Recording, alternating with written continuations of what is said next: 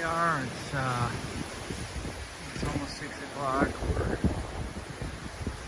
waiting for the worst of the storm to come. I think our winds when the gusts maybe get up to 60.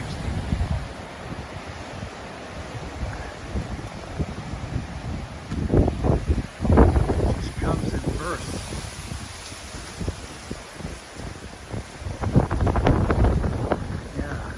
Rain's not bad right now, but yeah, so hopefully we don't lose any screens.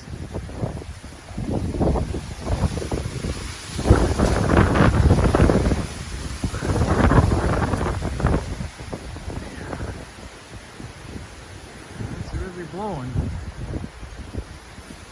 so I think the worst maybe will be around 8 o'clock.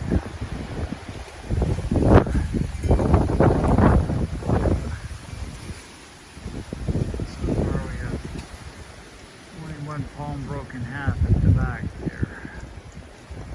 So, alright.